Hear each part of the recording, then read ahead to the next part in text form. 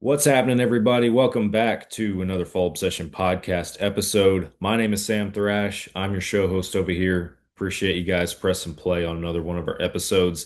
This is a good one. Have one of our own team members, John Kessler, Colorado resident, on the show, and special guest Josh Wambolt, who is a Colorado outfitter and guide, and very, very, very well versed and educated in all things regarding the Colorado Wolf situation right now. If you follow Josh on TikTok, you have undoubtedly seen some of his videos and heard his takes on a lot of these current issues that are going on in Colorado, not just with wolves, but also with just conservation and the CPW and all the drama that is seems to be constantly surrounding that state, unfortunately. So we invited Josh to come on the show, and I had John join us as well to mainly do a deep dive on Colorado Wolves. Not just talking about the reintroduction and what needs to happen moving forward, although we do discuss that briefly, but go into greater detail on exactly what is going on with wolves in Colorado right now. You guys may have heard bits and pieces, seen headlines, but this is a great opportunity to truly dive deep on the subject and gain an educated understanding from somebody who is not necessarily anti-wolf. Um, Josh is very clear about that. He's more so, he wants this to be managed and addressed appropriately. And we talk about a lot of the stuff that is or is not that case in Colorado right now. So very interesting, very educational conversation. This is not just beat down the doors conservation talk with Sam, like some of these others might have felt, but th this is very informative. And regardless of where you stand on conservation issues or how involved you do or do not want to be, this is a great one to listen to. I hope you enjoy the conversation. Got a few things to hit real quick before we start the episode, including some discount codes for you guys from our partners that make Fall Obsession Podcast happen. I'm not going to put any ads in this episode throughout the conversation, from me at least. So we're going to knock it out here at the beginning if you guys are interested in some saving some money on some gear and everything from, again, those partners that make Fall Obsession Podcast possible. Listen up, Hoot Camo. They are our title sponsor here at the podcast. I absolutely love my Hoot gear. It has worked for me in so many different environments. It is great quality gear, and it is for quality gear, it is at an affordable price for the blue collar hunter. Use the code FALLOBSESSION15 at checkout, and that will save you guys some money on Hoot Camo. Go to hootcamo.com to check them out. Bear River Archery is the official bow shop of Fall Obsession Podcast. They are local to us down here in the North Texas area in Van Alstyne, Texas, but you do not have to be in North Texas to shop with Bear River. Justin has a discount code for all Fall Obsession Podcast listeners. It is Fall Obsession, all one word, all lowercase letters, and that will save you some money on any gear that you purchase online from Justin at Bear River Archery. Or if you have any archery questions, you just need to pick his brain, somebody who's knowledgeable, you're having an issue with your equipment, you can call him. He will talk to you. Make sure that you tell him Fall Obsession sent you. Again, it's Bear River Archery in Van Alstyne, Texas. Go check him out. The Outdoor Call Radio app is a podcast partner. That is a free app that you guys can download and stream tons of different hunting shows or podcasts on a loop every single day. From Outdoors Dan from Respect the Game TV, you will hear Fall Obsession podcast playing on that loop on Mondays, the same days as our new publications. So make sure you guys go download the Outdoor Call Radio app and start streaming today for free. We also have a special and exclusive sponsor for this episode specifically. You guys may have heard in recent episodes me talk about our veteran hunt giveaway that we've done at Fall Obsession this year. We have selected our veteran, and at the time that this episode is being released, the hunt has already happened, and we will hopefully have some content, maybe even a podcast episode coming from that. But I want to give a shout out to our title sponsor for that hunt. It is local to the area that these guys were hunting in Wellsburg, West Virginia. But the Bill Garvey State Farm office, they were a big part of many sponsors and partners that helped us make this trip for this veteran hunter, and all expenses paid, free hunting trip. We can't do it without these sponsors and the State Farm office there with Bill Garvey in Wellsburg, West Virginia, helped make that possible. So if you guys are in need of anything that State Farm office might have to offer in the form of insurance, please go check them out if you are in the Wellsburg, West Virginia area. Not a traditional ad for the podcast, but want to make sure that we recognize those who are making this an incredible experience for our veteran hunter. Whatever podcast platform you are streaming this episode on, make sure that you hit that follow or subscribe button, whatever they have up there for you guys. Turn your notifications on if that's an option. That way, you know every single time we drop a new episode. We have been, for the fall of 2025, releasing our episodes every other week instead of weekly. That is a schedule that will continue through the remainder of fall and winter hunting seasons. Beginning of 2026, we'll evaluate if we're going to go back to our weekly schedule or not. But for now, it's every other week. We also put the podcast videos on our YouTube channel a few days after the audio releases. So if you like watching the podcast videos, you can hit up the YouTube channel and go check them out. We also do some live shows. This was a live podcast that we did with Josh. So the audience had a chance to interact, and we got a lot of audience interaction on this episode, which was really, really cool. So again, make sure you're subscribed over there at the YouTube because we got a lot of awesome things happening. Social media, Facebook, Instagram, TikTok, make sure that you are following Fall Obsession. We post daily, regular updates from our team in the field across the country. And if you guys have not checked out Carbon TV, you need to. It is a free hunting and outdoor streaming platform where you can stream hundreds of different hunting shows, podcasts, films, uh, live streams, all sorts of different stuff on that platform. Like I said, you can do it for free. You will find 4 different Full Obsession produced shows on that platform. This podcast, our staff inspired video podcast series called Couch Chats, is on Carbon TV, as well as our 2 different hunting shows, Texas Dirt and Midwest Mindset. Guys, go check out Carbon TV and start streaming today. Fallobsession.com is the website. That's where you can find everything about us. And with that, I'm going to stop rambling. We're going to start off this awesome conversation with Josh talking about some Colorado wolves and conservation issues. You guys are listening to another Fall Obsession podcast. The power lies within that middle ground. Hunting transformed my life. I think you have to be built somewhat different. That Dale Brisby's a super puncher. It's Hey, even we need to get Pop-Tarts on the next Walmart order. I'm serious. Because to come into this country and stay dedicated to that, it was pretty awesome. If it's only for one, then you've done your job. We have to do what's right for the wildlife, and that's our responsibility as hunters. Fall Obsession Podcast. What is up, everybody? Welcome back to another Fall Obsession podcast episode. My name is Sam Thrash. I'm hosting you guys. Thank you for tuning in. Got a couple of Colorado residents joining me for this one. Our team member here at Fall Obsession, John Kessler, he's back on the show. And then our special guest this week is Josh Wambolt. Welcome to Fall Obsession Podcast, man. I'm excited to have you. Thanks for having me on. I appreciate it.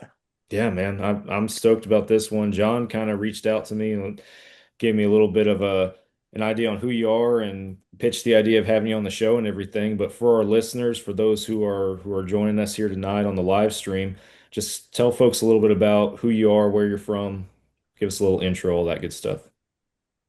I originally grew up mainly in Eagle, Colorado, Eagle and Gypsum area, and lived over there for a long time. And then I moved up to Craig, Colorado for a couple of years, chasing jobs and stuff. And finally, I decided to go back to outfitting. And I bought an outfitting business in Redstone, Colorado.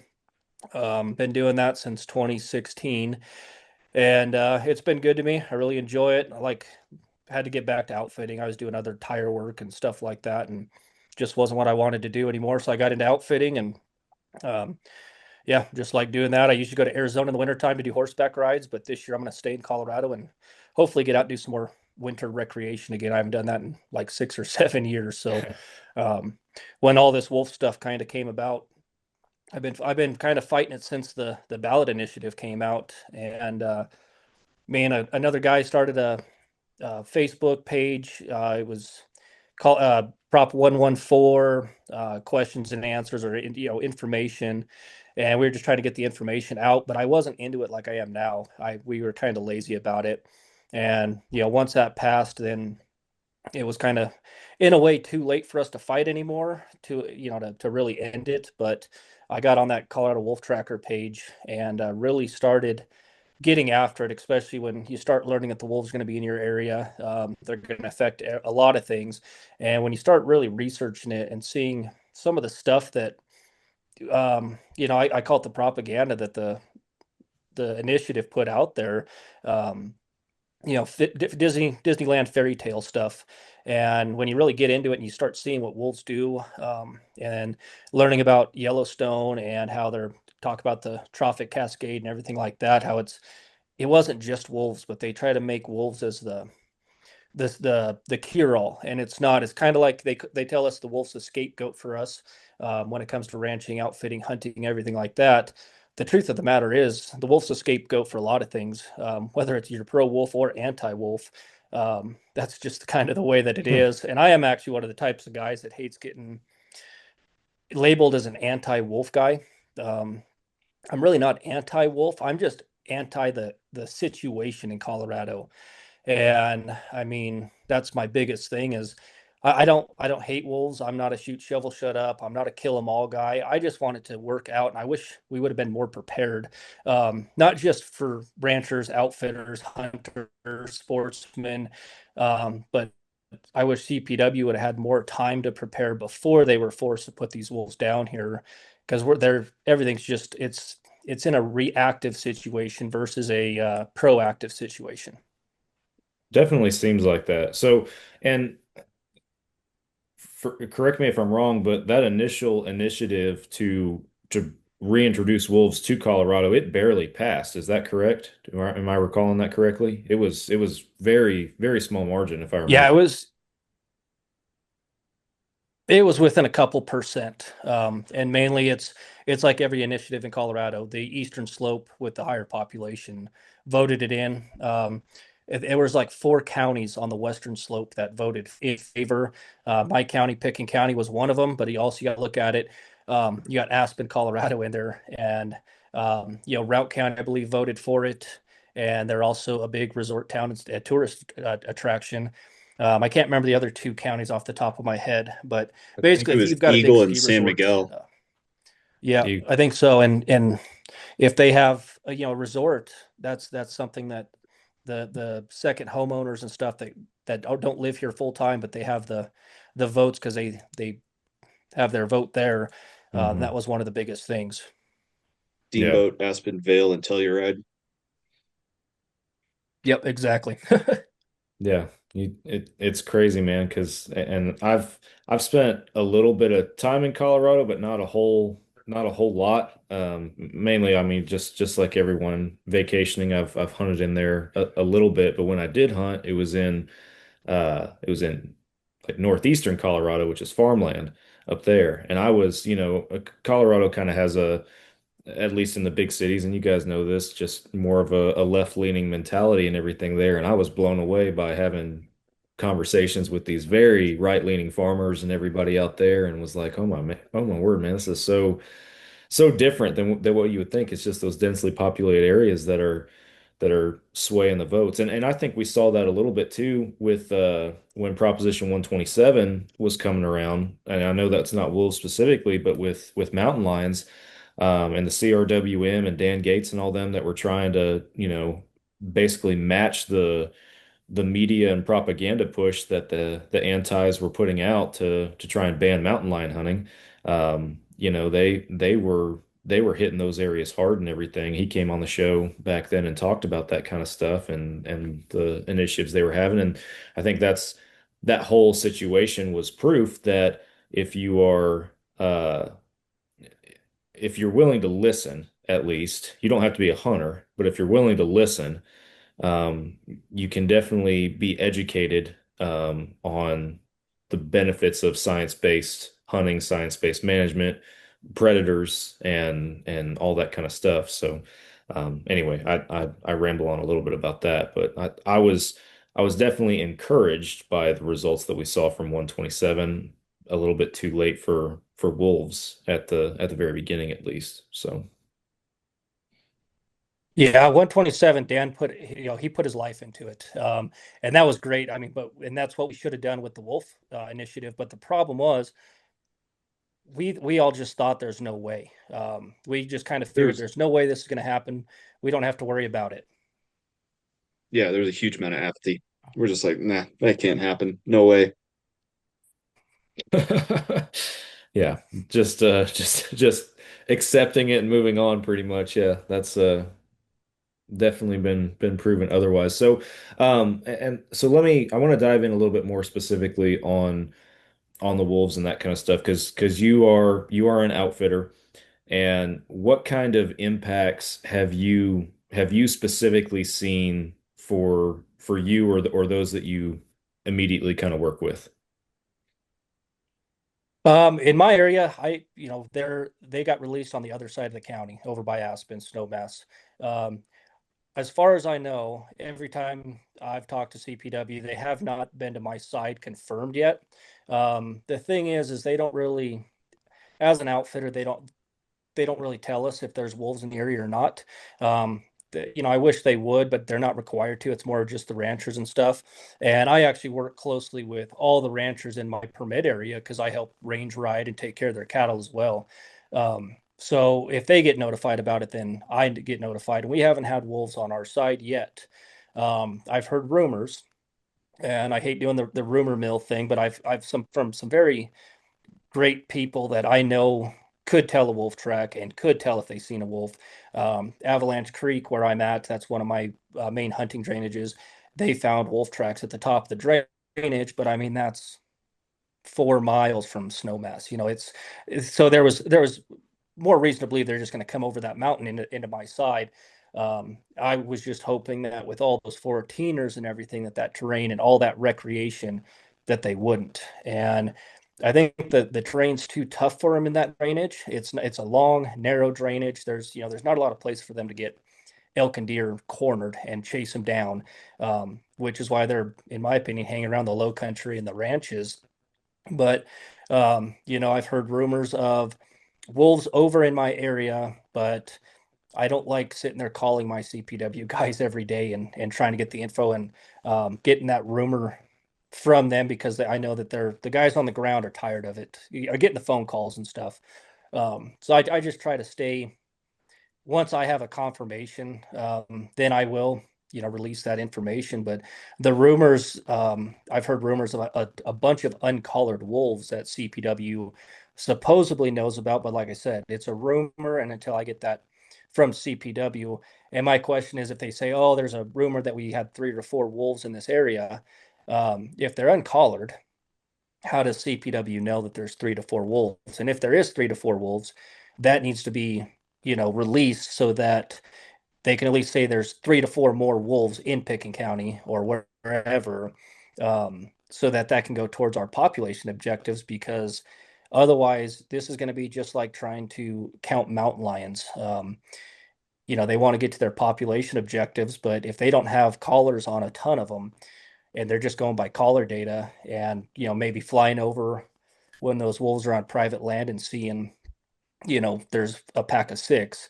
Otherwise, if there's packs without collars running around, they technically, unless they're flying over the entire area and counting them in one day, they're not going to know because wolves can move 20 miles in a day. I mean, that one depredation in Pickens County where that wolf went from Pickens County and went over to the Crystal River Ranch and then back to Pickens County, and he had 3 depredations in 4 days. That's 15 air miles, and it's not super rough country. I mean, it's kind of to me, it's a rolling hill from Snowmass to Carbondale. But I also heard like the day or two after the release, there was wolves already in Carbondale that left Snowmass right away. They travel so far, and I understand they're traveling a lot right now when they're alone. But once they pack up, it's going to be easier to know where they're at, and then we'll have the maps like they have in Idaho and everything, where this is the PAX area, this is that PAX area, and then if they have single wolves running around, that's one thing. But I really hope that they follow through with the plan of having 2 callers per pack through this. Well, through the entire thing, so that they can monitor them and stuff. But it comes down to how long are we going to be able to do that once if we have that many wolves, they're going to have to go out and retrap them, recollar them, stuff like that. And I just don't see it happening. And that's the way that they don't have to have accurate populations to delist them in Colorado or whatever they're going to do with CPW being able to manage them. So what does, in your opinion, what does a reasonable long-term solution to this look like? And I appreciate when you said that, you don't want to lean into this anti-wolf persona. You're not anti-wolf yourself, but you want it to be addressed and managed properly and everything. Um, so what does that look like? Because definitely the way it all went down, a lot of people disagree with that personally. Even though I'm from Texas, I disagree with it. But they're there now. They're in Colorado now. So in your eyes, as somebody who has educated themselves on this moving forward, what do you think it looks like to be able to sustain this the right way, in the future?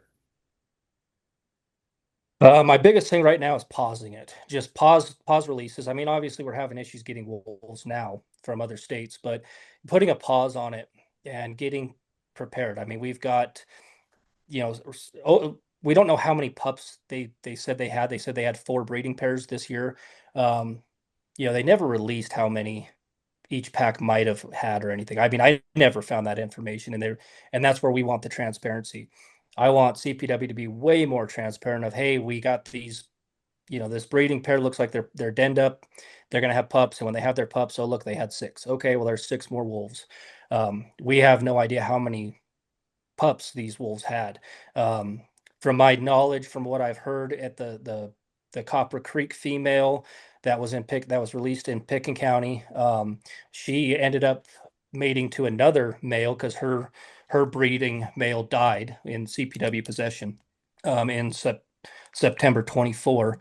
And they said that I heard rumor that she had 6 pups again. So that's another 6 wolves. We're over with all those pups. If we had 4 breeding pairs that had 4 to 6, I mean, we're up there pretty high again. We're up to almost 60 wolves in the state, if that's even with all the ones that we've lost. And without that information, we just don't know. And so if we pause this for one, till we can get everything better prepared. I mean, it was just forced on us. Voted on in 2020, and they gave us 3 years to come up with the management plan, the working groups, all those shareholder groups and everything came up with that 200 and something page wolf management plan. And now it's coming down to basically CPW has stated that they can follow that when they want to, and when they don't want to, they don't have to follow it.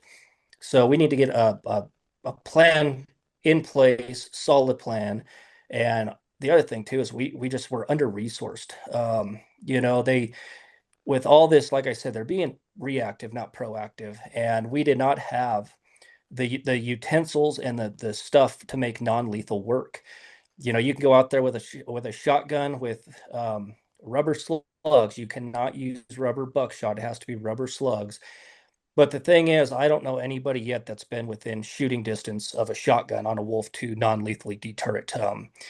The one guy that was in Snowmass that shot at a wolf as it was attacking his cows was at over 600 yards away.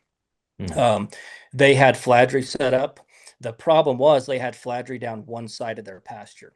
And what CPW did, from my understanding, was they decided where the wolves were most likely going to come from and put the Fladry there. They also had fox lights out. They were doing night patrol constantly. They were doing everything right, except for the Fladry was down one side of the pen. Well, I've watched deer get stuck on the highway and run down a fence line until they find a hole and then go through it. It's the same thing with cattle. If you build a 100-yard fence to keep them out off the side of the mountain, if they can get around it, they just go around it. Unless you have the entire corral fenced in, they're going to find a way out. And, those ranchers that had those dropped right there, I mean, right in ranch country, nobody really knows which private landowner allowed the release, but there's tons of ranches right there. And unless those guys with their calves could have put fladry, because everybody, the pro wolf people, they talk about fladry and how it works so great constantly. But every one of them that I've talked to, like up in Idaho and stuff, with like sheep and stuff, they put it around the entire herd. They don't just put it down one side and say, well, hopefully the wolves don't come from the east. They should come from the wolves, so we're going to put it on the west side. They surround their animals, like for their night penning. They surround the entire herd with the fladry, and it supposedly works for a time being. And with these sheep guys, when they move their sheep constantly, the wolves can't get used to it. They get used to the fladry, but now it's in a different spot. So as they move them, the wolves they're not sure about it. When you have it in the same spot for 30, 60, 90 days, I think they say it's on average in a stationary position, 60 days is what it's gonna last. Fox lights, those are just strobe lights that just kind of make it seem like somebody's walking out with a headlight or something. And there's this kind of the same thing. I know another guy, he does this stuff professionally. It's just his business. And he's even said that, the Fox lights, he makes sound boxes, there's jokes going, I mean, not jokes, but literally they're talking about blasting Ozzy Osbourne at night, trying to keep these wolves away from their cattle and stuff. But it's the same thing. It's just like I tell people, it's just like my horses. If they're not used to gunshots, I go out there and I shoot guns around them till they're used to it, because I can't have a horse afraid of gunshots on the mountain. Eventually they get used to it. Well, if they get used to human talking, if they get used to gunshots, if they get used to all that stuff and there's no actual pain or anything associated with it, it's safe. Right. You got to look at these other states. Up north, there's lethal harvest of wolves. And until these wolves are getting shot and they like to name them and stuff, till the wolf pack comes back after chasing some cows and they come back and go, well, Billy died last night. He didn't come back and we heard that gunshot and now we're out a pack member. There's nothing to scare the wolves, and they just get used to it. In my opinion, they talk about how smart these animals are and how great of hunters they are and how they adapt so well. Well, when they adapt that well, you have to figure it out. And we can't do anything about that to try and figure that out at all, because we can't lethally harvest. And even the ranchers are so scared to even shoot a wolf, even if it's depredating on their cattle. They're so afraid of what the repercussions are, because if they shoot a wolf and they don't have video evidence of what's going on, or maybe the calf, they couldn't find bite marks on it yet, they're going to federal court, and they're going to get ran through the ringer. And that's why I've told guys, like, hey, if you're going to do this, if you're going to be out there at night with your thermal optics and watch your cattle, you need to have, or even during the day, you need to have a video of somebody on the wolf and the cow or sheep. You need to have a video of people behind the shooter, and you need to have all of this with the wolf in the foreground, everything, so that when that gunshot happens, you see the bullet, you see the calf getting attacked, you see the wolf drop. If you don't have all that information, all that stuff, then you're going to federal court, and they're going to drag it out as long as you can till basically you're broke and you can't even operate anymore. And that's what scares a lot of people.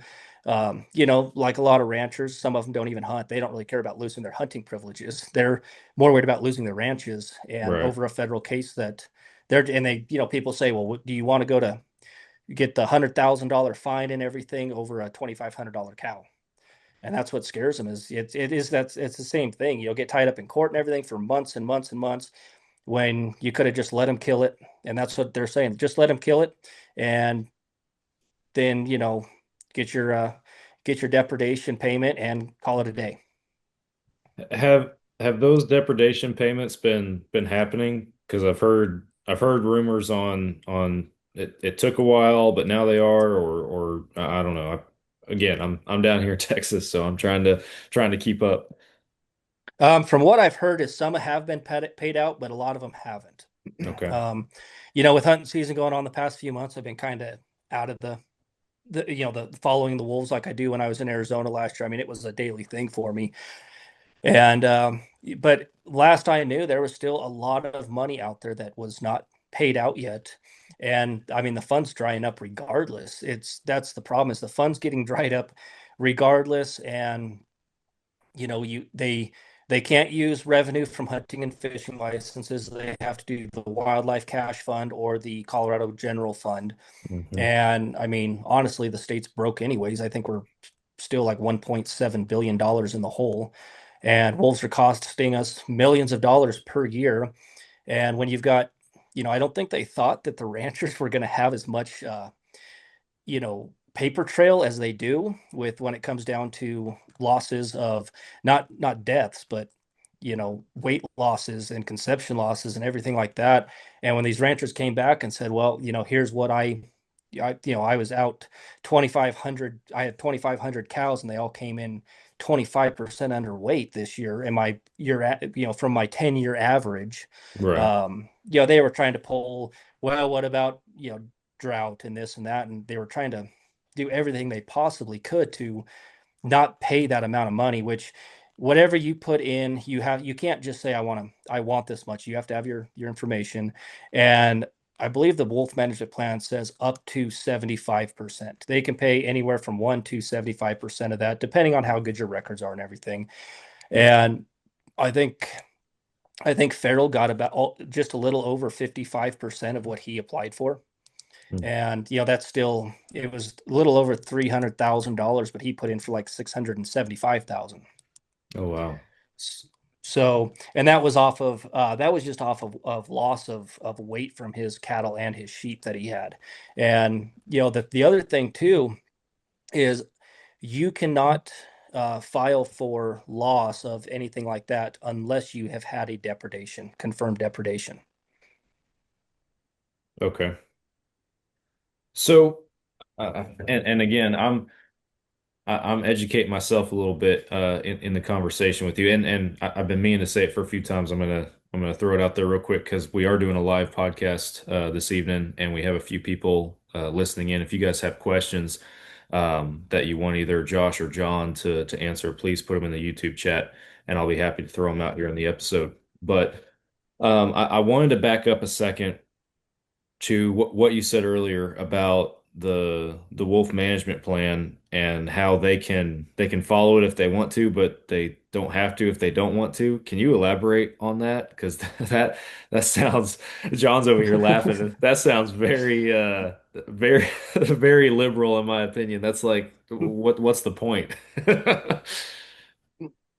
Well, and then I can't remember the exact situation, but basically, something happened and everybody was like, well, the wolf management plan says this. And they said, well, that it's a plan.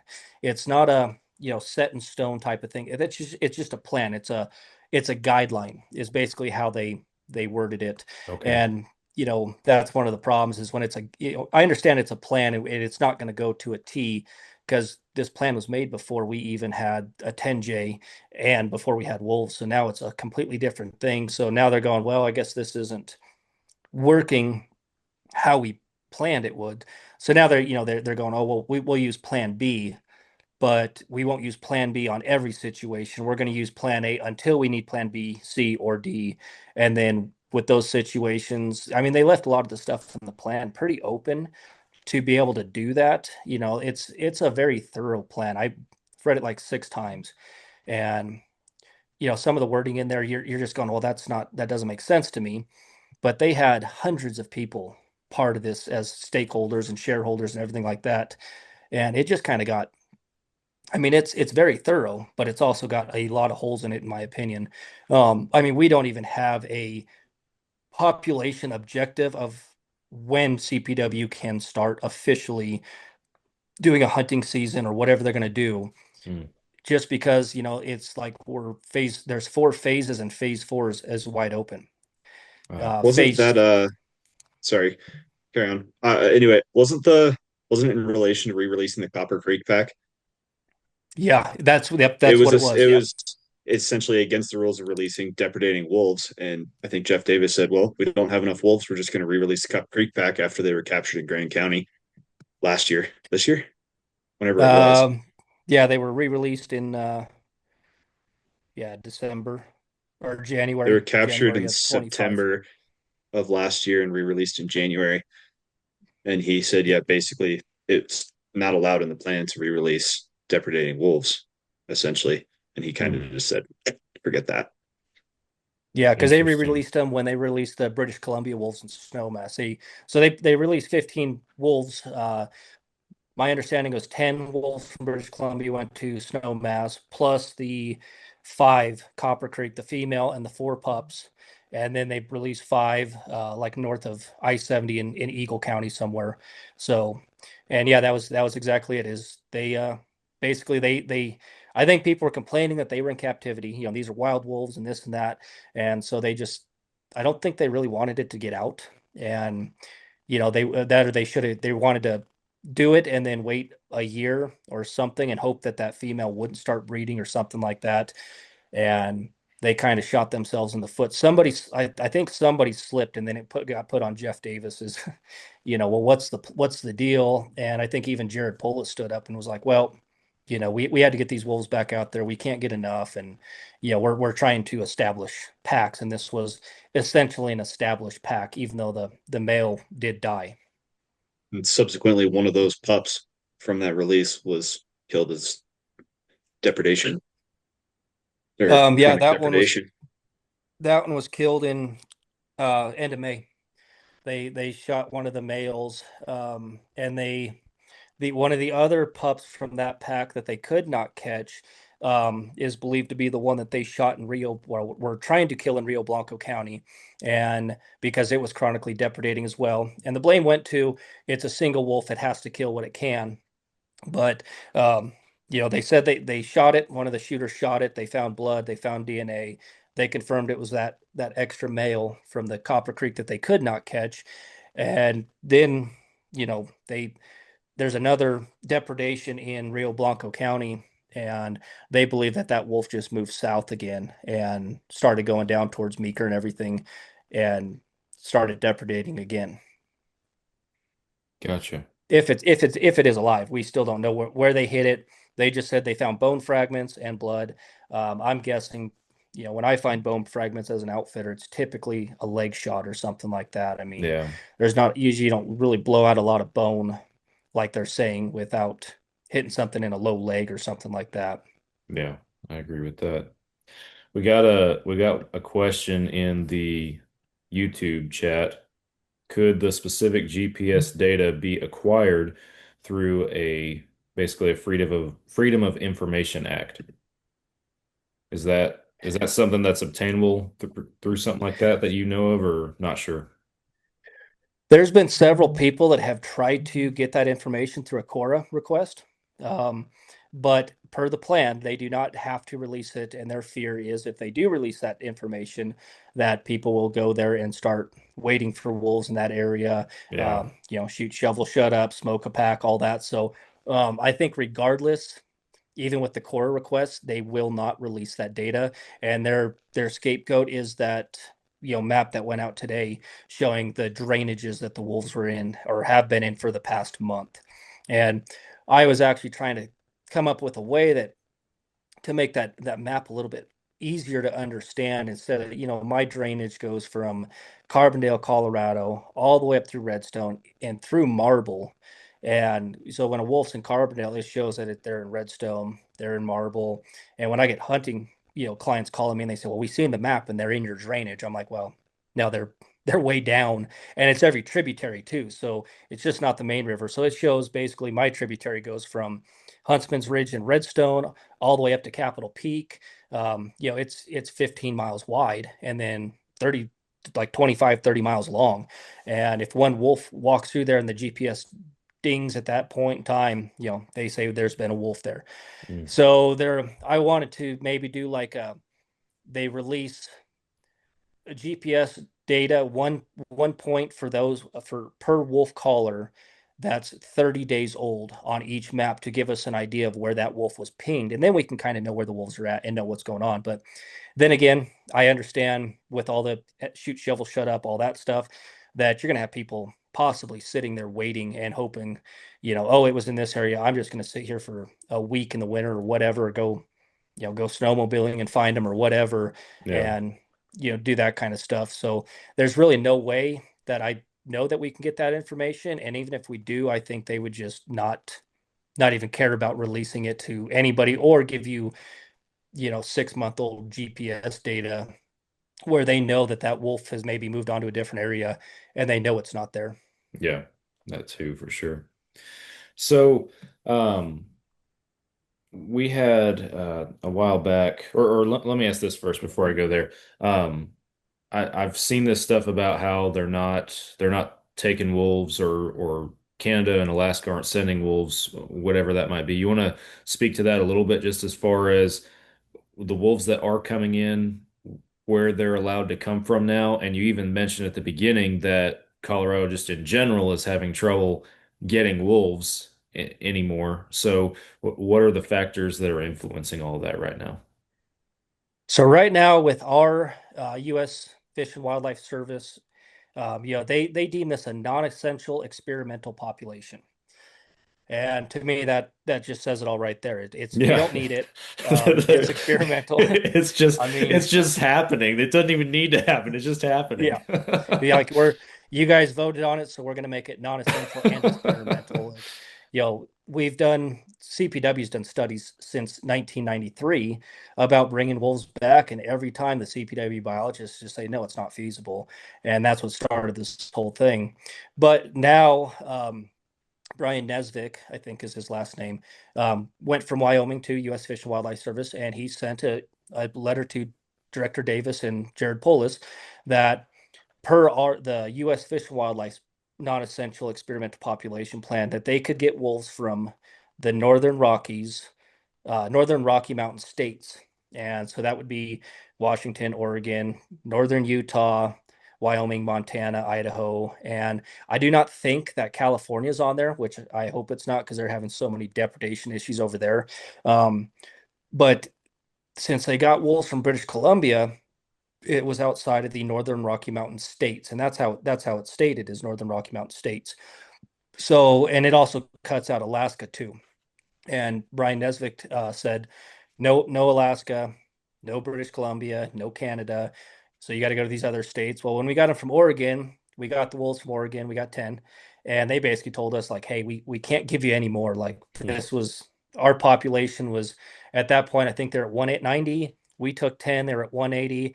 They're up to like 201 now. They're speculating, but they basically told us like, hey, we can't send you more. Our population isn't stable enough to do it. Montana, Wyoming, and Idaho all basically said, we're not going to put this on you guys. We already know the repercussions, and we don't want it. We're not throwing our problem on you, and you guys don't need to do this. It's kind of stupid. Yeah, been there, done that. We won't send you wolves. And Washington, 2 weeks ago, I listened to that not CPW, their meeting, and I mean, they even stated our population can't do it. The one lady said, as much as I want to see wolves, from Mexico to Alaska and blah blah blah, that we can't send our wolves. Colorado's already having problems with their wolves that they can't even keep them alive. Where I mean, we're almost at 50% death of what we've put out there. And so they voted 8-1. And part of their thing too was to keep this from coming back again, and CPW coming back in a couple months and asking again, was they will not give us wolves until they are delisted. And everybody was kind of like, oh, great. Yeah, Trump just is trying to delist them and they're not doing the management plan. But they threw in there delisted at a state level. Mm-hmm. So now, even if if wolves are completely delisted in the United States, Washington said until their state delists them, basically don't even come back. Sorry. Yeah. That's twice that Washington's denied wolves. They tried to get them from the Nez Perce reservation last year, and the Southern Utes asked the Nez Perce tribe to not send wolves. So Washington is officially pretty much out of the run. Yeah, I think basically right now it's up to Oregon if they want to again, but I don't believe that. I still don't think Washington or Idaho, Montana, or Wyoming are even going to attempt it, or even give them an option. I think they know that too. That's why they haven't even tried. But I also heard today that they are trying to negotiate with Alaska again. Interesting. So I have another question, just as far as the the progression of this and where it's heading and everything. And you yourself, you've mentioned, Josh, that it needs to there needs to be a pause in it. And I have not followed up with him on this since I had him on the show. I feel like I'm this guy down here in Texas that's like just my brain's about to explode sometimes. I feel like because it's public lands, and then it's the public lands rule, and then it's the roadless rule, or vice versa, and then it's Ambler Road, and we have like all this stuff constantly happening. And I'll be honest, until this show, it's probably been a minute since I talked about wolves in Colorado, but I had John Stallone from How for Wildlife on, and he was talking about um, how they were looking at actually trying to use the ballot box against or in favor of science-based wildlife management instead of against it by using it to try and put an end to just the wolf reintroduction, just stop bringing them here. Do you think that that's feasible? As a Colorado resident, as somebody who's very in tune with this, is that something that would even be possible? In all honesty, from what I've heard with this wolf fiasco, is there's been a lot of people that have jumped sides, and not to the side that the pro side. They've jumped sides of basically like I've been told, man, I've seen your TikToks, I've been following you, and I voted for wolves and I screwed up. Like I think honestly, if we went back to this, it could work. Um, and I think we could win it, especially with the margin that we had, especially if we actually put money and advertising into like we did Prop 127. Oh yeah. But I mean, the thing is, Colorado advocates for smart wolf policy. Attempted to collect signatures. I mean, I collected signatures for them, and they came up so short. But they were not even using the means that they should have. Colorado Wolf Tracker page has 13,000 people on it, and they wouldn't even, hey, we're going to have, ballot, signature collectors in here and here and here and here. And they were not using their means. And I was hoping that what they were doing was not worrying about the Western Slope as much. They were worrying about the Eastern Slope. But the thing is, to collect your signatures, you need the Western Slope to get all your signatures. And the Eastern Slope is going to be because I mean, you only need 125,000 signatures.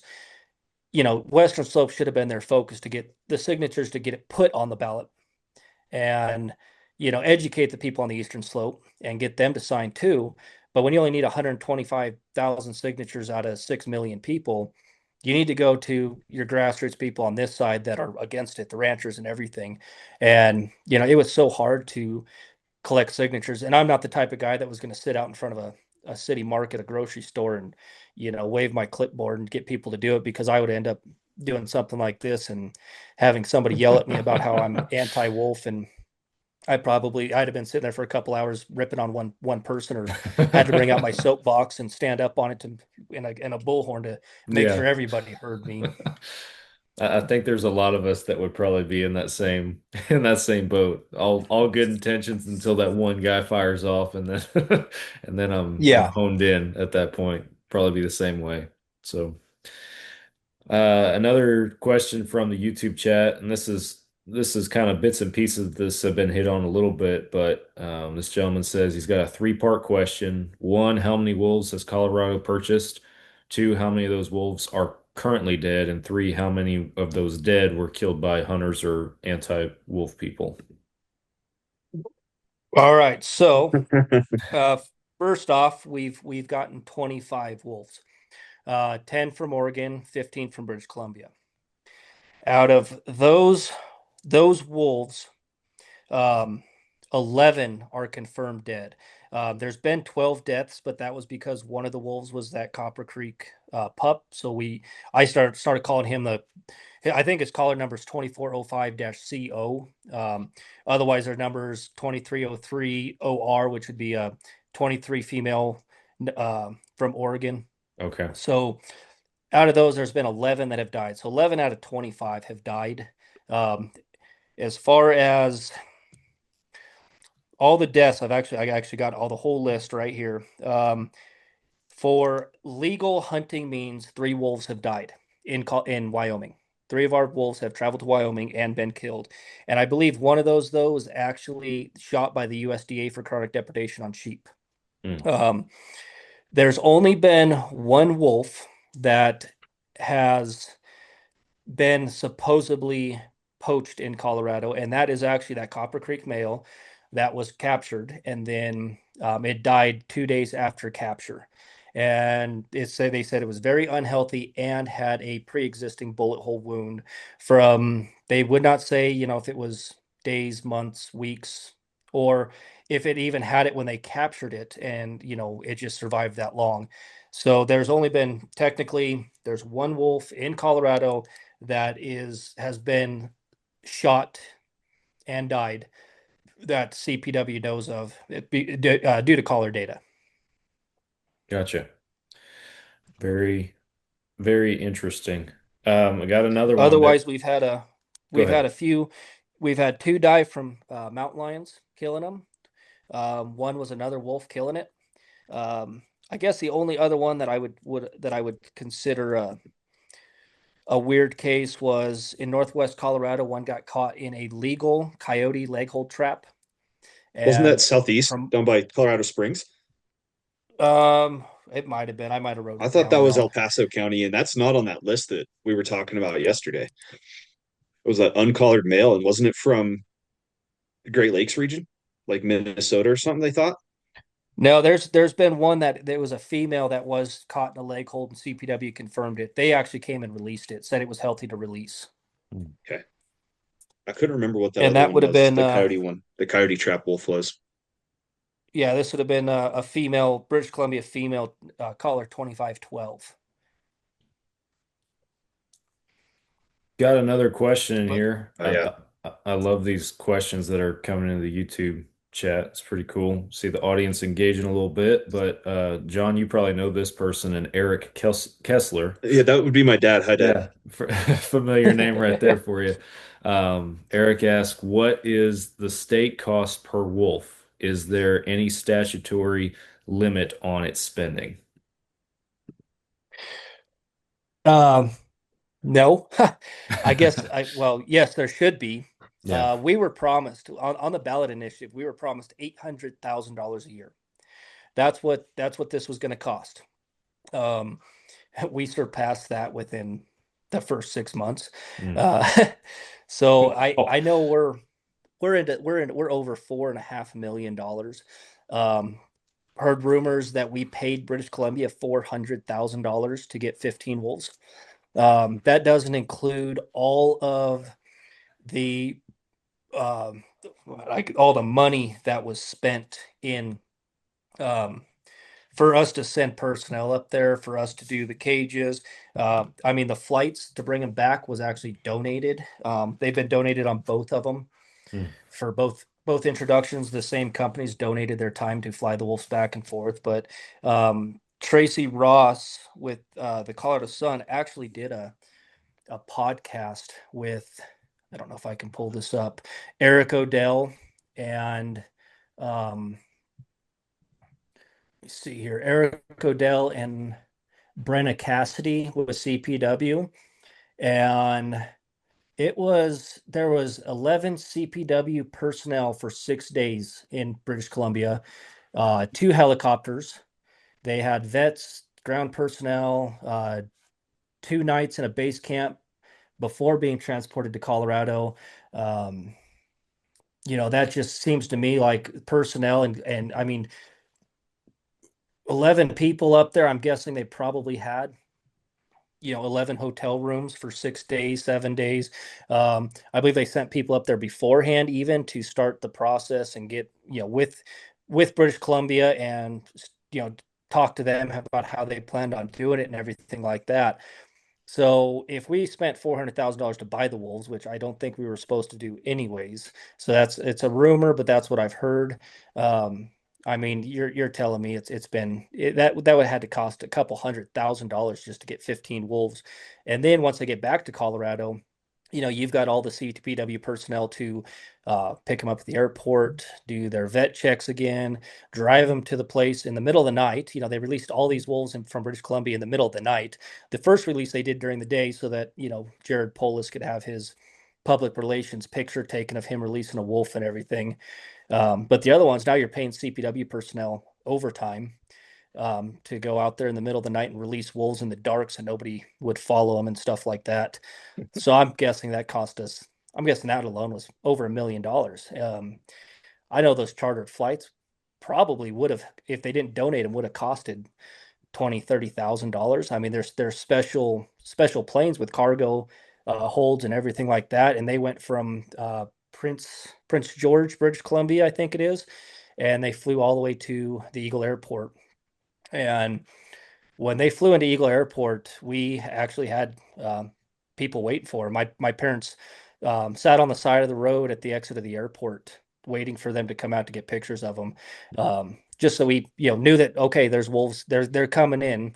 We weren't doing it as I've been blamed that we were doing it as trying to stop it or whatever, but all we wanted to know is CPW is not being transparent, so we wanted to know that, hey, there's wolves, so wherever they go, we were kind of hoping, my thing was, if I could figure out where they were going, call those ranchers if I knew where they were at and say, hey, by the way, wolves got released last night, so you might want to be on your cows right now, or hey, there's wolves on their way to you, whatever.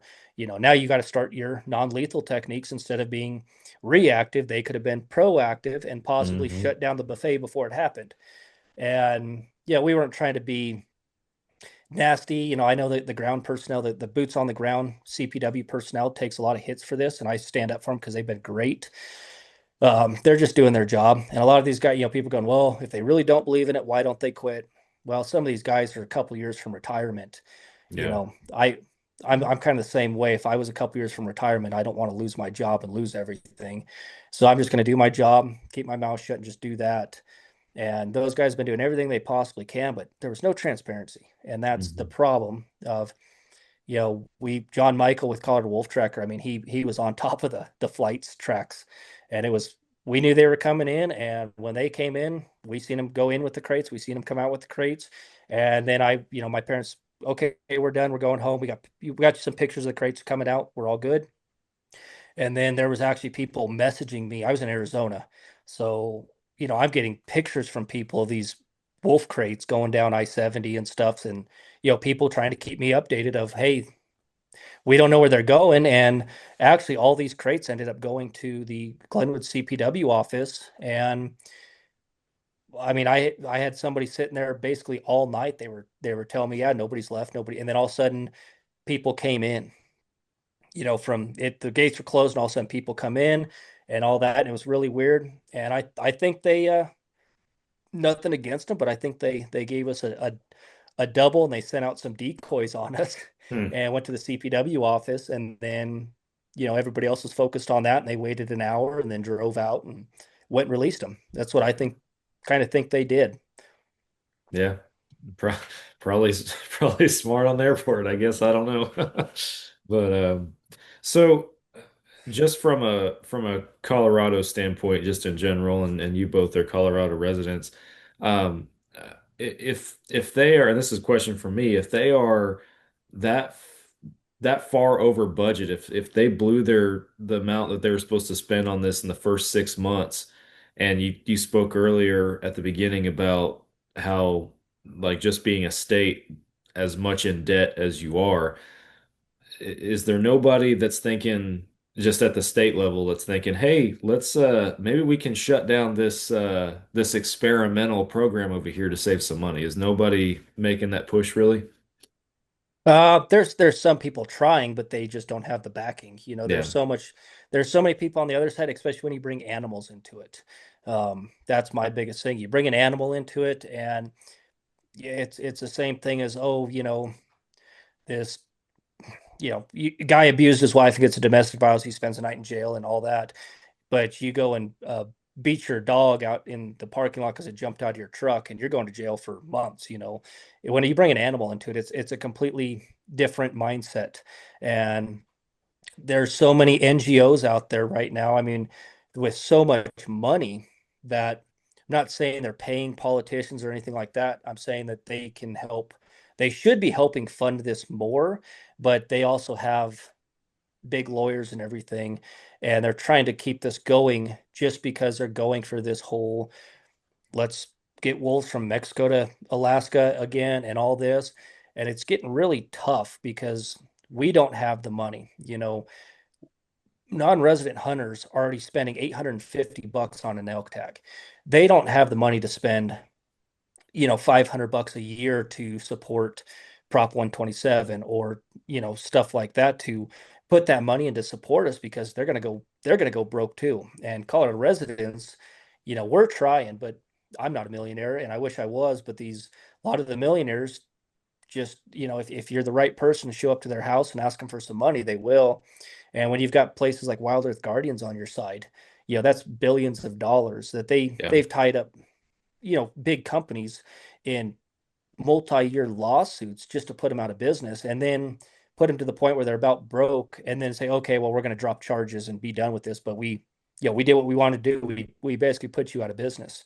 And when you've got that kind of backing and you can tug at people's heartstrings, that's the problem. And tugging at people's heartstrings is what's going on with this whole thing. I mean, it's an animal. I care for animals. Yeah, I'm a hunter, but I care for elk, deer, everything like that. And when I harvest one, I still feel bad about harvesting one, but it's to support myself and feed myself and my family. And it's not that I don't like animals, but I got a different eye of it and stuff like that. Right, When you can get all these people that don't understand what's going on, and you sell it as it's part of nature and this how it's supposed to be, that's what they believe. They watch Bambi get shot, Bambi's mom get shot, and now they think that every time you shoot an animal that Bambi's gonna it's bad. Right. So it's a that tough they have deal human emotions and all this kind of stuff. Yeah. And I mean, that's the thing, is they went out and the first wolves, the first 10 wolves they brought from Oregon, they had a naming contest on the eastern slope, that the kids in school were naming these wolves and stuff, so that they could follow them and say, oh, Fluffy McFluff Wolf or whatever they did, he's still alive or stuff like that. And I haven't heard much about that lately, because I think when those wolves die, they don't want to say Fluffy McFluff Wolf was killed by getting hit by a car, but they give them personal human traits like names and stuff like that. And right. I mean, you see it all the time. People in Yellowstone that are constantly out there photographing the wolves, they name them. And that grizzly bear 399 that has those 5 cubs, every year and all that, and she finally died. I mean, people like bonded to this, and that's the things, they're bonding to wolves and stuff. And when a rancher's losing their livelihood, it's, well, you got to take better care of your animals, because we're taking care of the wolves and helping them out. And we saved, like, British Columbia. Well, they were going to go out and cull 35% of their population, so we saved these wolves from death. Well, you just put them into a worse situation. And to me, let me take you out of your house where you're comfortable and you're with your family, and I'm going to go dump you in the outback of Australia and say, well, now here's your new house and go find a new family and survive. I mean, that's essentially what we're doing to these wolves. And 99% of the people that live in Denver and stuff, they wouldn't survive. But they think that wolves can just do it, and it's getting proven that they can't. Yeah. And it's really hard for them. And if they're alone, they can't survive alone. Everybody knows that they're pack animals. It's just like, you go out there and you see a cow with a calf, you shoot the calf's not going to survive if they're alone.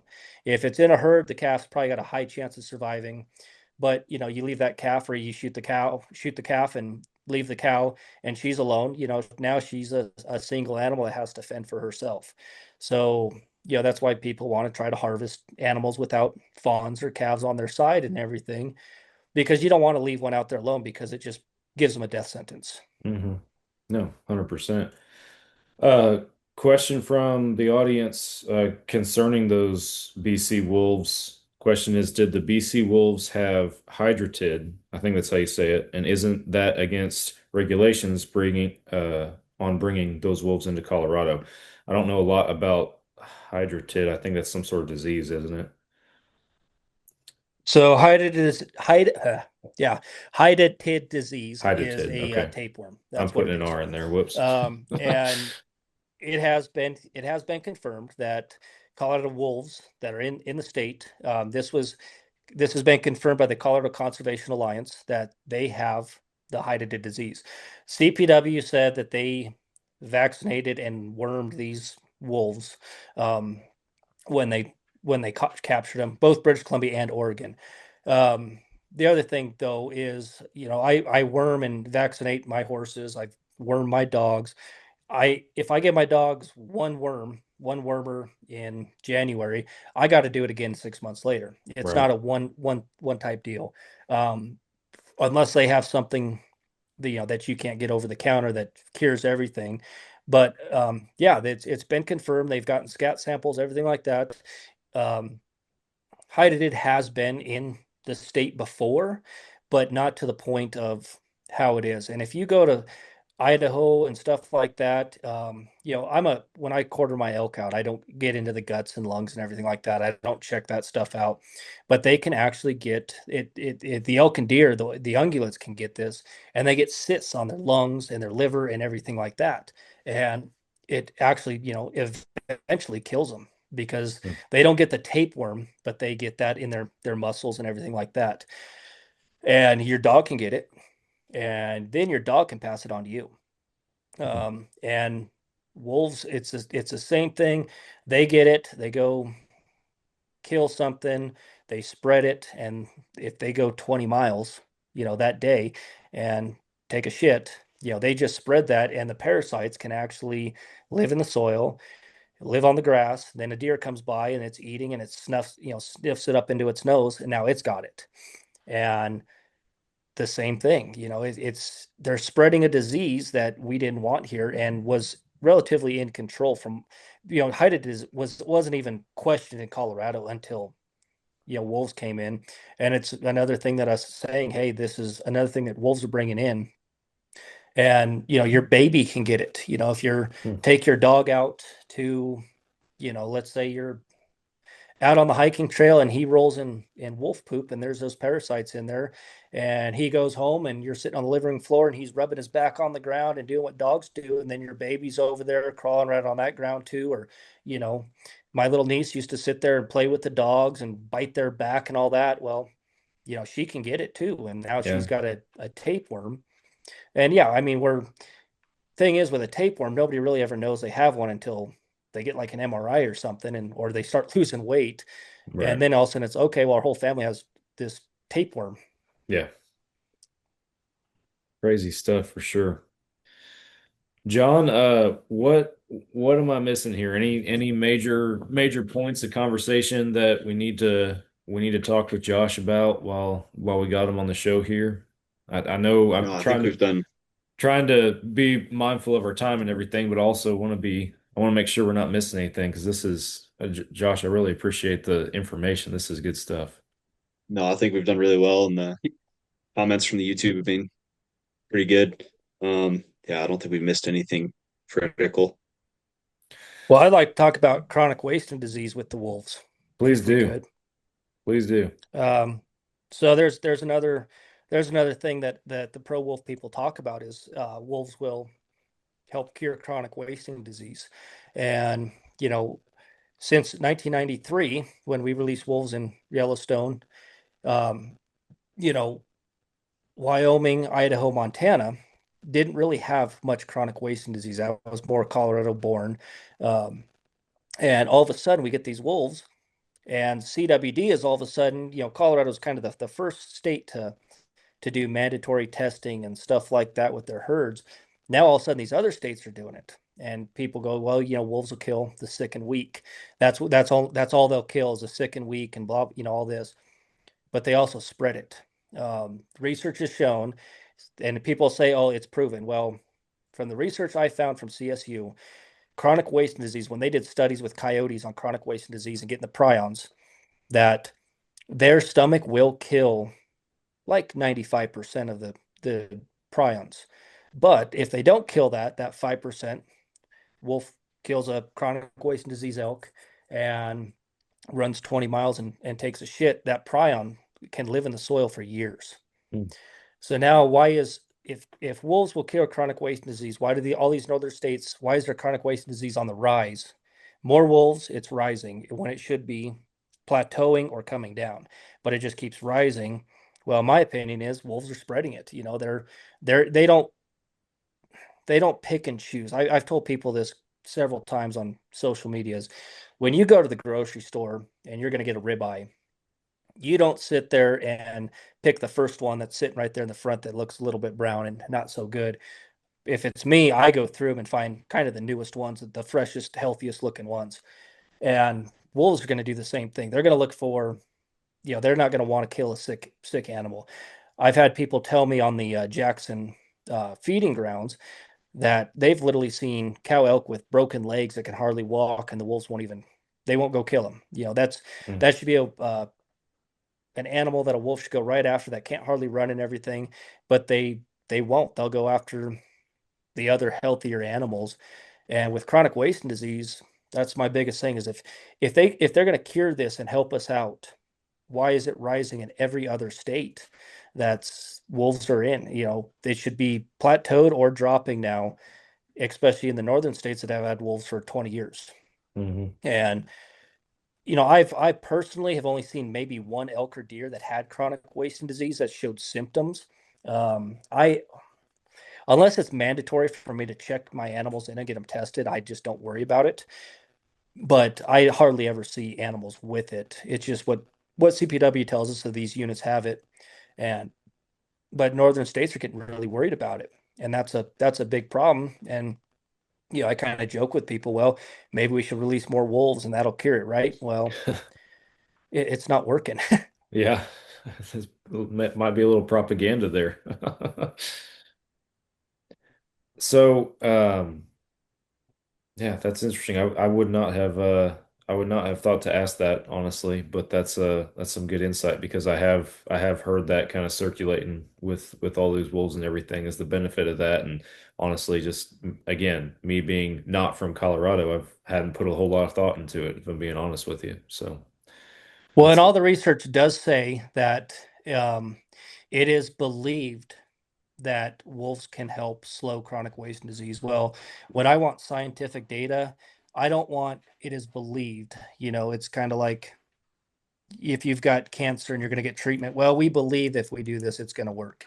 I want more of a, here's your odds of it working, not we believe it'll help. And that's the thing, is when people throw that research in there, the first line, 2 lines of it has basically said, after further research, it is believed that wolves could help slow the spread of chronic wasting disease, or, predators.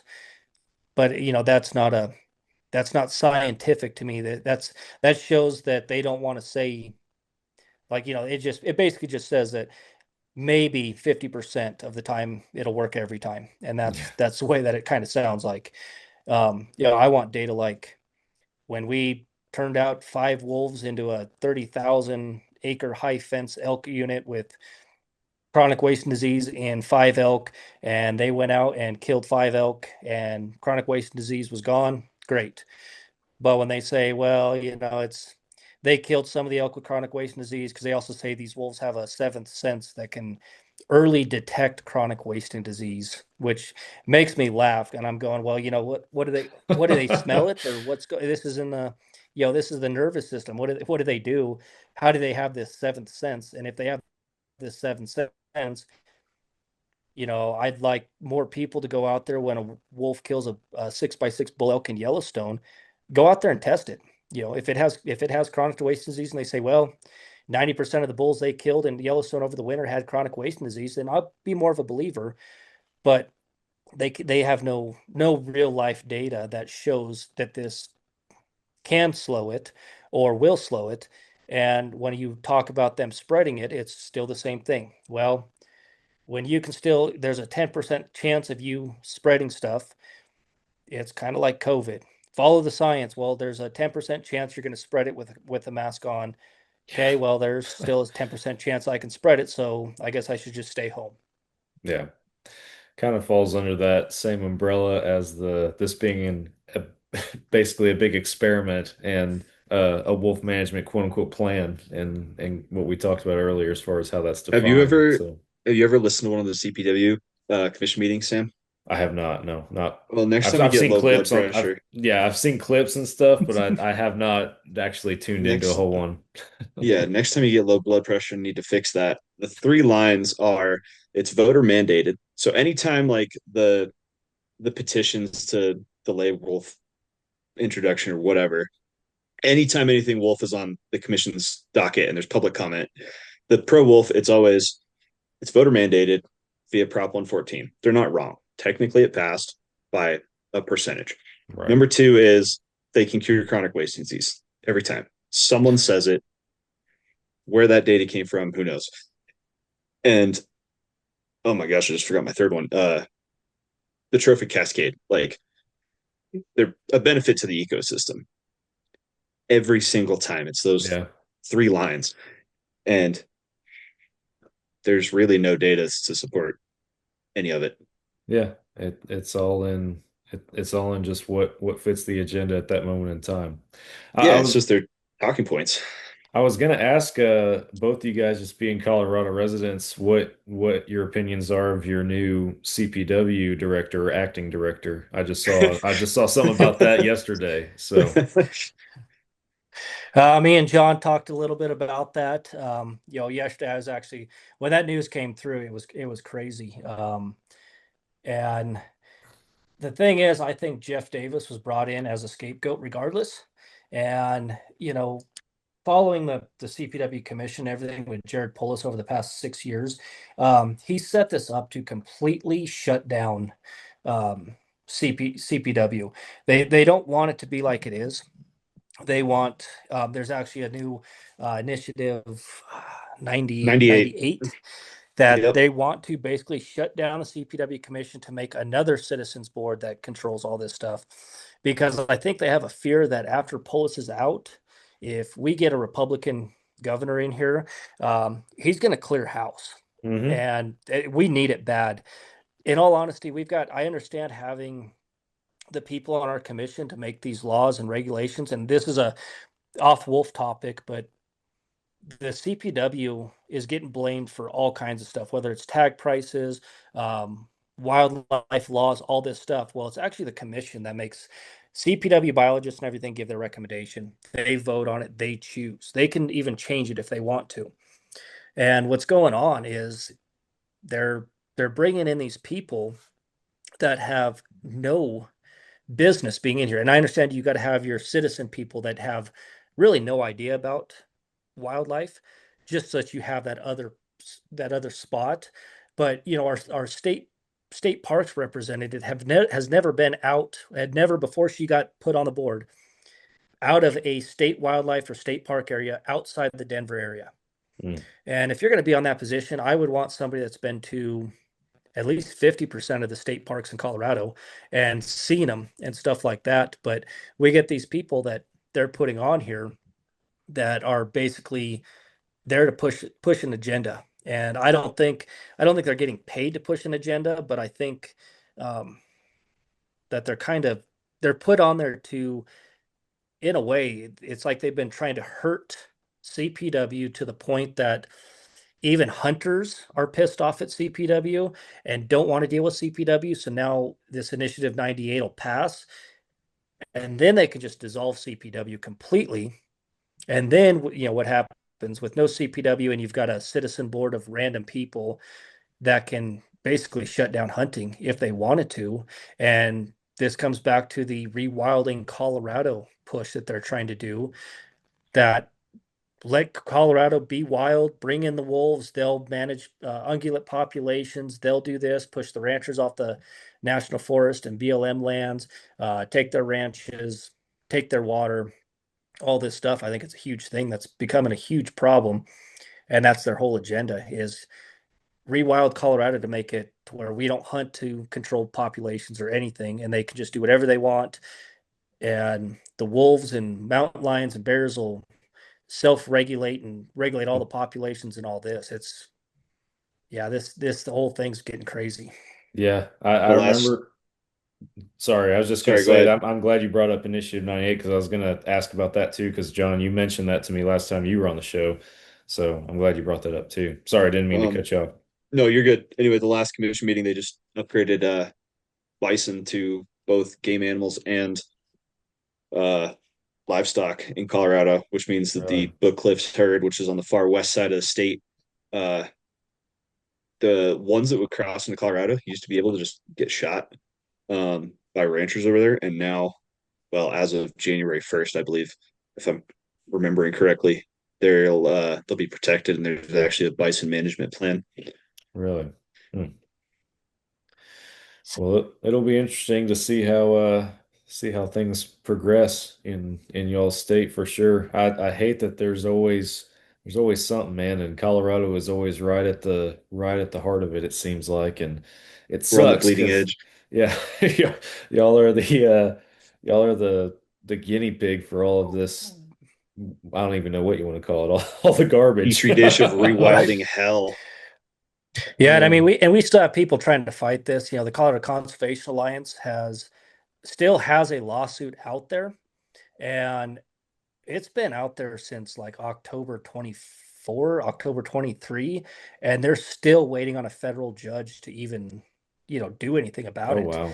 And they're the same ones that, found out about the hydatid disease and everything like that. And, they're trying to fight this. There's so many, all these stakeholders with the last CPW commission meeting that trying to do the pause again and everything like that. I mean, there was 28 associations on that, which, Colorado Outfitters Associations, tons of cattlemen's associations, ranchers, everything, trying to, just get a pause so we can, like I said, get to be proactive versus reactive. And it's not working. And they actually, at the last CPW meeting, Commissioner Jacober brought it up, trying to get it pushed back through. And they basically shut him down. Like, nope, we're not going to talk wolves. They there canned was that two as of them. fast as they could. Wow. Yep. And then you had Jessica Boyu bring up the fur sale ban in Colorado, and she was almost stomping her feet because everybody's like, okay, we're another public, petition thing. We're going to curb it till next meeting. And she was kind of stomping her feet of, I want it done now. I want to talk about it. And it's like Murphy Robinson was even saying, well, if we're going to hear this one, we need to hear the wolf one too, and and that's why they've taken out the wolf updates too on all those meetings is it got to be, I mean, I understand they're volunteers, they're doing what they want to. And it was hours and hours of public comment on wolves in the wolf update. But the thing is, the wolf is a hot topic regardless, and it's still a hot topic. And my opinion is they shut that off just so that they could quit, talking about it and hope that the public comment would stop on the wolves. But the last commission meeting, I mean, like 90% of the people were actually anti-wolf or anti-situation on the wolves, asking for help, asking to pause it. And you still get the people that are pushing it. They're dug in. And I've talked to these people, I've been to their meetings. You cannot, they're so dug in that you're going to have to cut both arms off and both legs and they're still going to be stuck there in the mud because they will not move. And it's getting, we need these updates. We need this information on the wolves, and, the Born to Be Wild license plate, I'm super glad that they're doing that. It's raised almost $1 million this year. It just crossed $1 million like a week ago. Really? Yeah. Just over $1 million per year. And, that's supposed to go to non-lethal techniques for ranchers. But the thing is, this fladry that they get, it's expensive and it's on back order. There's only like one company that makes it. And I've actually tried to figure out how I could, sit in my basement and try to figure out how to build this stuff and, give it to ranchers for cheap, because I mean, honestly, all it is it's a piece of string, and if you played flag football in elementary school, you go get a bunch of those little flag football things and hang them off it. That's what it is. Some of them do have electric flags on them, but the ones they're using is just a string with an 18-inch piece of red flag on it. And it's super simple, but when they don't have enough to supply to the ranchers, and now we're going to spread the next group of wolves down into southwestern Colorado, but you can't even take care of the ranchers in Grand and Jackson County that have been dealing with this for 3 years now. You can't provide them enough non-lethal. Now you got Pickens County and all that needs these non-lethal, in Eagle County, Garfield County. Now you're going to go to Gunnison County, Montrose County, all those people down there, and you still don't have enough fladry and everything. this is another, we're behind the 8 ball right now, and we just keep stacking another 8 ball in front of us. Is what we're doing. Yeah. Because they don't want to be proactive and just say, okay, let's shut this down for a year. Let's get this Born to Be Wild plate with a lot of money. Last year, 14 range riders, and it was a little over $400,000 they paid those range riders. And I don't know, I hadn't had a lot of information about how those range riders did. I actually applied to be one, and I wasn't picked. And some other people that I know that are very cattle savvy, livestock savvy, and they're like me. I'm not going to go out there and shoot one for no reason. You couldn't even carry a gun, so that you had no chance of shooting a wolf even if you had to. You're basically there to observe, report, and deter. Was your whole part of your job. And after it came down to it, I was kind of like, well, I'm glad I didn't get chosen, because the paychecks were looking really good, except for the observe and report stuff. I mean, I felt like I was going to be Paul Blart Mall Cop or something out there for these wolves and all that. I mean, that's what it was coming down to. Is you pull up to a wolf and pretend you have a gun, but we both know that you don't. Yeah. And try to deter the situation. And that's what it kind of seemed like. And Max, that's running that, he's actually a great guy. I think he's doing the best he can with what he's got. But even, all these guys, Adam Baca, he seems like he has done this quite a bit. But I think he would even agree that they're so undersourced with resources that they can't effectively be non-lethal. And when you've got the pro wolf crowd blaming these ranchers for not doing their part, well, if you got a wolf problem, just go buy Fladry. Well, here's the problem. I can't. I've tried to find it, and you get online to find it, and they won't even give you a price because it's on back order for so long. I can go buy Fox lights at $50 a pop for, it's one of those things. If you're protecting your stock, you're not going to want to go out there and buy some $10 flashlights from Walmart and put them on fence posts that they flash every once in a while. I mean, it's essentially the same thing, but it just doesn't work. And then also, if you said, well, this is what I did for my Fox lights, it's unless you have actual Fox lights, they're going to fight you when you have a depredation. And the pro wolf people will fight every depredation they possibly can and blame it on the rancher regardless. And when they're on the summer pastures, up here on the mountain, there's no way in my permit that I could actually effectively be a range rider and protect cattle, even if I'm sleeping on the mountain in a tent. And I just can't do it with 400 head of cows out there and stuff, and the drainages I'd have to cross and ride down an hour to the other trailhead to get up to the other where the wolves are. And I've talked to people in Idaho too. They go, oh yeah, we'll ride a basin and no wolves and everything. We'll go around the corner, come around to the next basin, and you hear wolves back there on the cattle. Where we were just at. They're smart animals.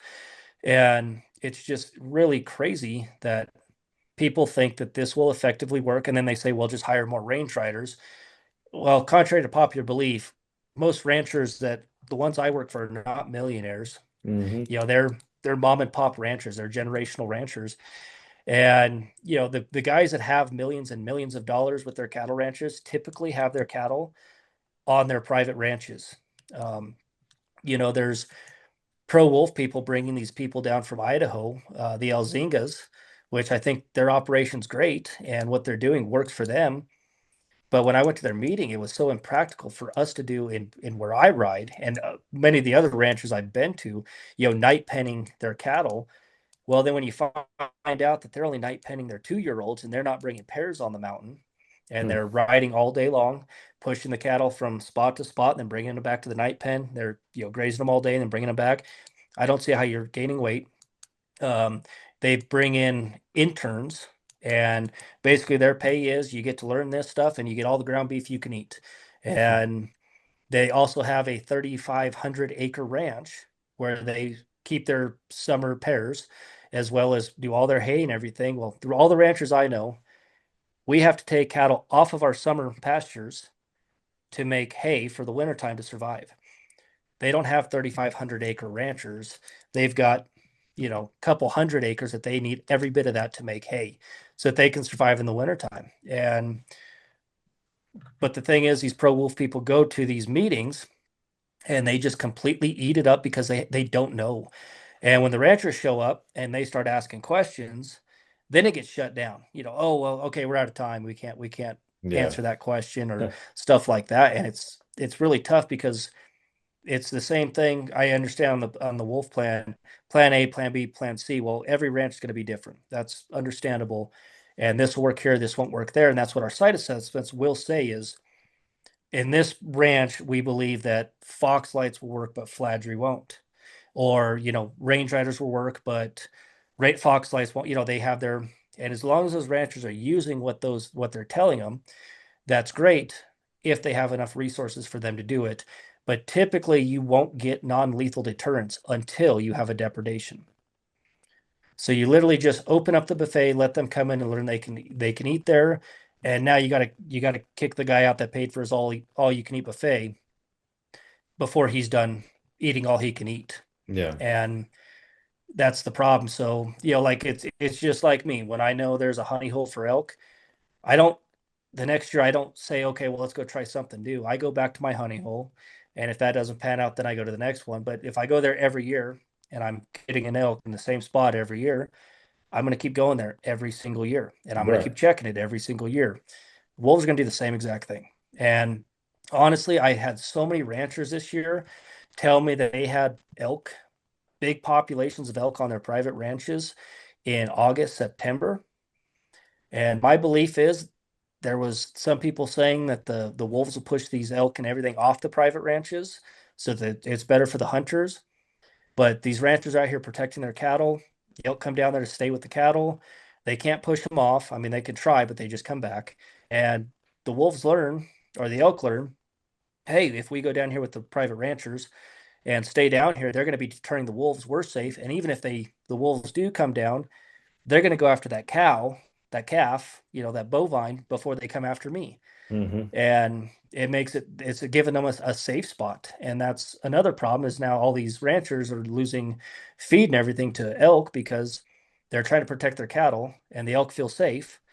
So it's a huge issue. And, that takes away from, public land outfitters and hunters like myself, because if the elk are just going to sit on private land and we can't hunt them, then, what's the point? Now these ranchers are also losing money in hay and everything, which they can't.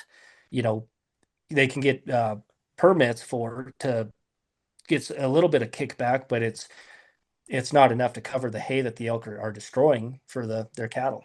It's gonna be a huge issue here in Gunnison. Our elk and deer moved down into the low country onto the ranches or near the ranches so much earlier than a lot of other places in the state. And it's just going to be this pile of cattle on top of elk, on top of wolves, literally right outside of town. I mean, there's a cattle ranch across the road from my neighborhood that elk come down to nearby every winter, and they're just going to pack onto it if there's any modicum of safety from wolves. That's crazy. That never crossed my mind, but I mean, it makes total sense, but I never thought of it at that level or in that regard, I guess. Wow, that's crazy. Well, I know we're getting close on our time that we normally shoot for and everything. I want to pose this question to you, Josh, just kind of in conclusion and as we wrap up. However you want to break it down as far as Colorado resident, the non-resident, or both, what does your average hunter in your mind need to be doing right now to pay attention to this, for lack of a better term, to get involved, or what is there to be done by just your normal everyday hunter in the state of Colorado? If you plan on hunting, if you're non-resident, you plan on hunting Colorado in the next 10 years. Number one, follow CPW commission meetings, see what you're dealing with. You're going to get a big eye opener with one meeting. And like John said, you want your blood pressure raised. Now take your heart medication before you get on there, but start following those and see what we're fighting. The next thing is, if you've got some money to spare, there's tons of associations out there that are trying to fight this and everything like that. Get involved, find out who they are, because I mean, every dollar counts. And when it comes down to paying lawyers and stuff for this stuff, they're like, this isn't like Wild Earth Guardians where they've got millions. A lot of these have started from scratch to try to fight this. They need help. They need pushes. There and look at get on the CPW commission and find that that pause and look at the people that are on there and pick out places to donate to that are fighting this, because if we don't fight this, Colorado is going to go from the over-the-counter state, or the state that's the backdrop with all these elk, to no more hunting, and you're not going to be able to get your tags every year regardless. So it's going to turn into more like another one of those other states where you might be able to come out here and hunt every 5 years. And if we lose our non-residents because we've got lack of elk and everything, wildlife won't be paid for. Wildlife's paid for by non-residents in this state, regardless. Whatever every resident wants to say. When my tag, I bought, I don't know, 6 preference points I bought it preference points for everything this year, 2 elk tags, a buck tag, 3 bear tags. And even with all that added up, I still did not even pay for one single elk tag for a non-resident. Oh, wow. And it's crazy, because that amount of money that I put into or amount of tags that I got and preference points I got didn't even cover $850. So we need the non-residents regardless, and not just because I'm an outfitter. That's where I make my money too. But the thing is, without non-residents, without elk, I'm out of business anyway. So we need to fight this by supporting the ones that are fighting it, sending emails to the commissioners before the meetings, look at the agendas, see what's on there, because it's not just wolves. There's a lot of stuff coming down the pipe every month that hinders us regardless. I mean, tag prices for non-residents go up like 10% a year. When you're paying $850 for an elk tag, and you've got, on archery, like statewide, an average 10 to 15% success rate. It's great that we're making the money, bringing people in, but we're going to lose people. And with less elk, we're going to lose even more people. And eventually, if we just can't support the CPW, we're just going to lose everything. And that hurts every non-resident hunter that wants to come out here or does come out here every year. I mean, I got clients that come out every single year and spend thousands and thousands of dollars. So we need to get involved regardless, whether it's the fur ban, trapping bans, mountain lion hunting bans, whatever they want to try to throw at us. Not at the state level, but at the Parks and Wildlife level. Because every year, every month, there's something coming down the pipe that's makes you question what this state's coming to, regardless. Yeah. Absolutely.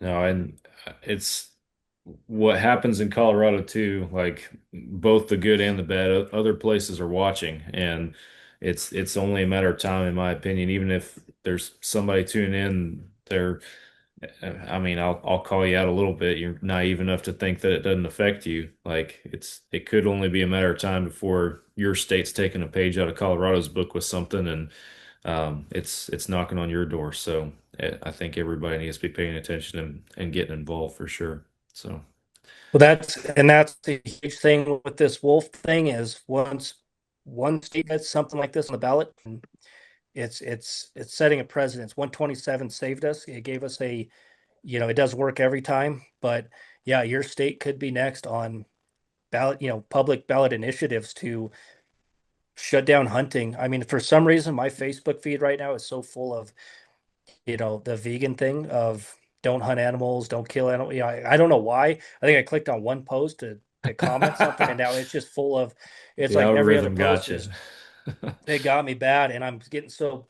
But now I started commenting more because I'm making jokes and stuff. But once it gets to that point, Wyoming can do the same thing regardless, and Montana, and they can start doing the same thing of ballot initiatives to, let's stop wolf hunting completely. And the ballot initiative could say Montana doesn't have wolf hunting until there's 5,000 wolves. And if it passes, it's just like we're dealing with. It's a state mandate. So they need to really get involved in every state, and every other state going, well, look at what Colorado screwed up with. Yeah, look at what we screwed up with. and what we didn't fight for, because you need to fight for it if it comes down your pipe and you go, well, they'll never ban wolf hunting in Montana.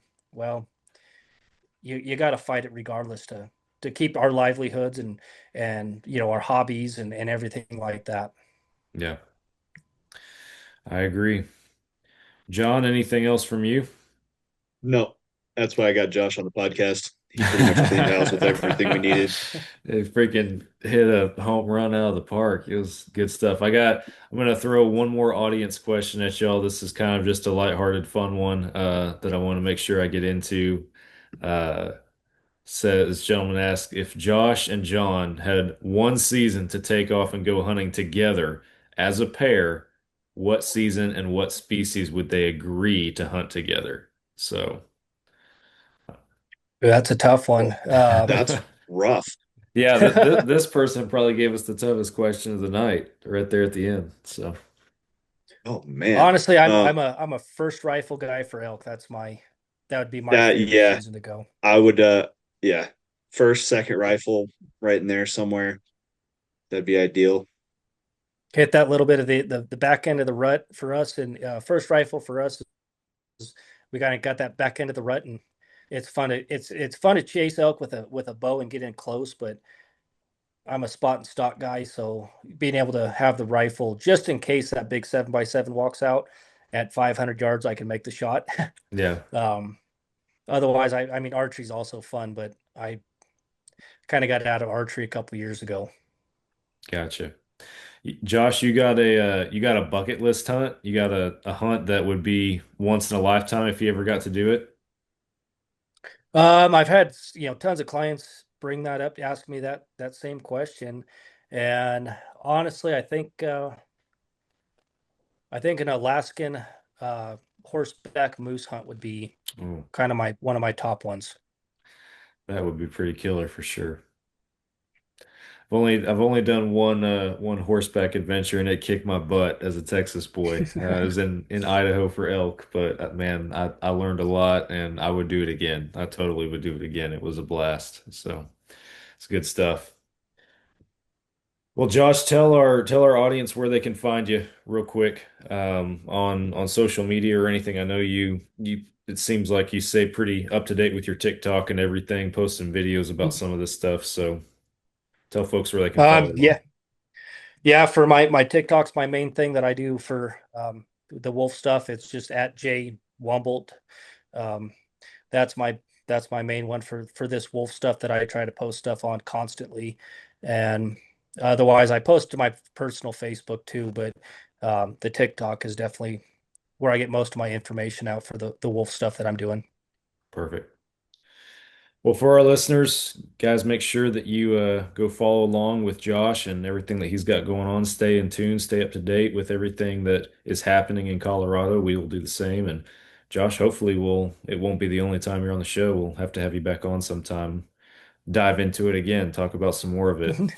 Whenever the next round of problems come along. So give it a year. Give me 6 months, and I bet you we'll have a whole new slew of problems. That seems to be the trend for sure. Well, thank you, man. I appreciate your time this evening. Appreciate you joining us. Enjoy the conversation. Thanks for coming on the show.